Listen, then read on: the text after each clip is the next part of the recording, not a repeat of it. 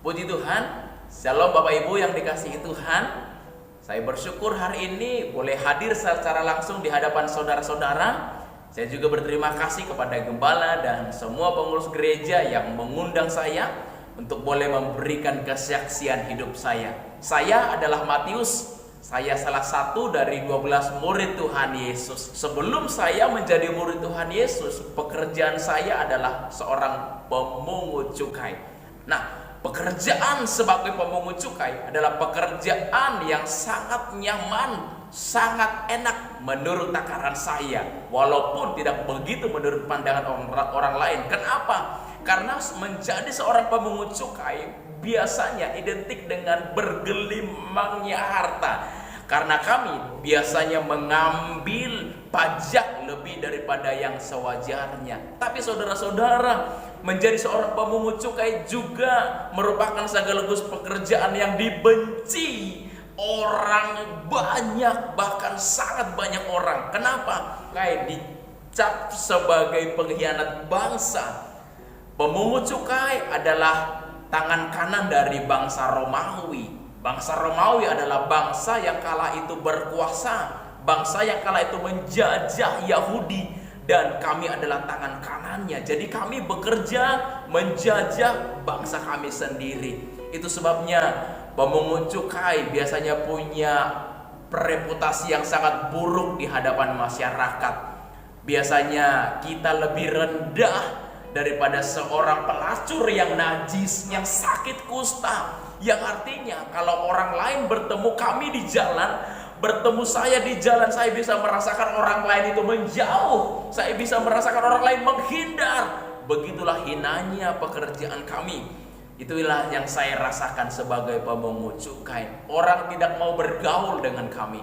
Bahkan mereka mengatakan kami adalah sampah masyarakat.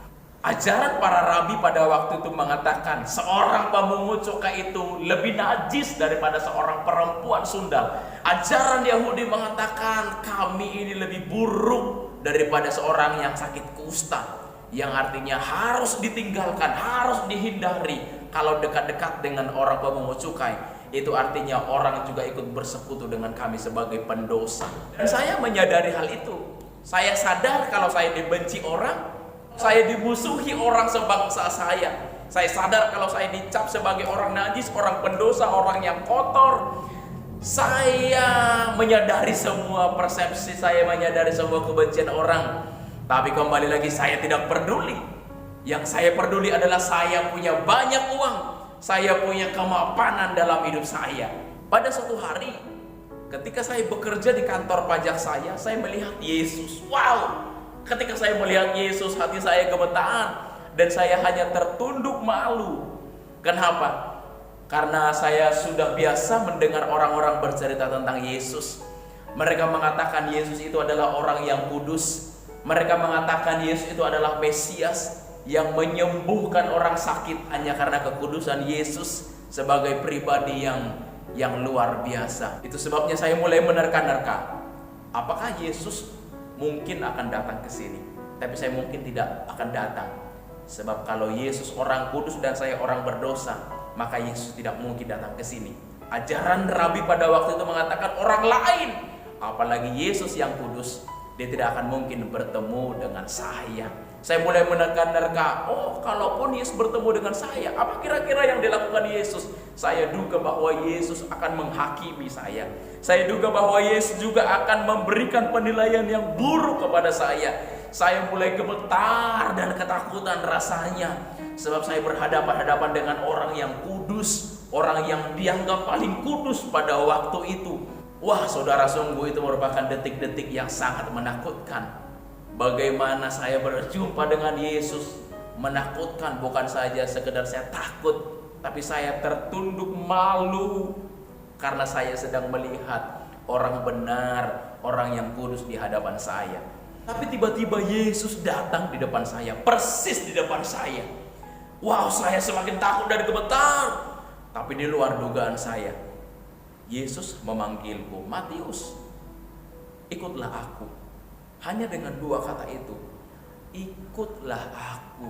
Wow, Detik itu juga saya langsung meninggalkan segala sesuatu. Saya meninggalkan meja, saya meninggalkan tempat kerja saya, dan saya mengikut Tuhan Yesus. Saya tidak pikir panjang, saya hanya mau ikut Tuhan Yesus. Saya tidak ingin sia-siakan kesempatan ini. Saudara terkasih, saya juga ingin rindu menyatakan kepada saudara-saudara bahwa Yesus juga memanggil engkau dengan namamu.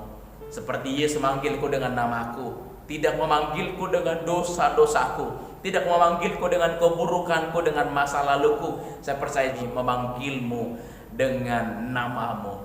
Dia sebut namamu sebab Dia mengenal engkau.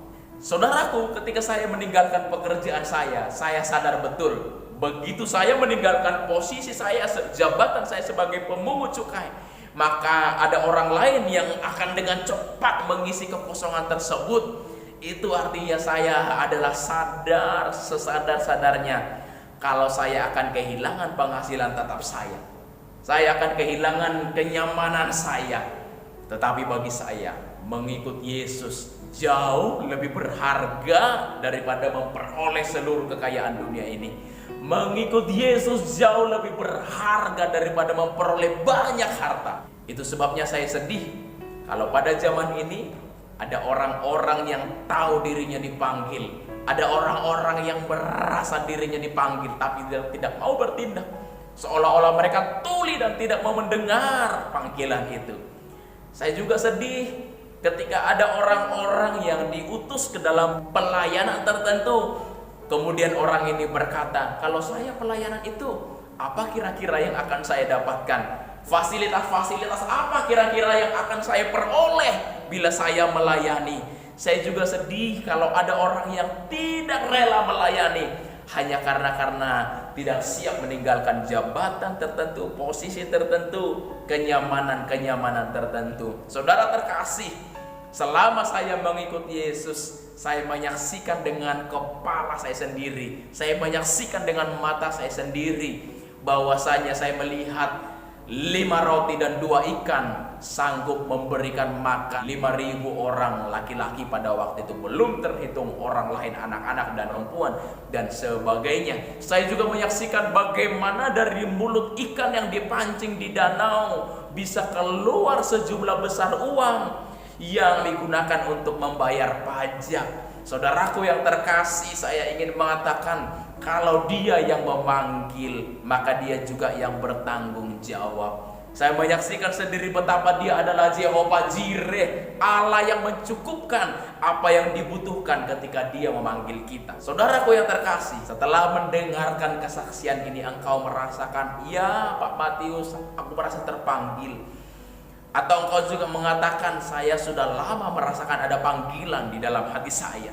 Saya ingin mengatakan kepada saudara bahwa panggilan itu adalah inisiatifnya Allah. Allah lah yang membuat panggilan itu di dalam hatimu.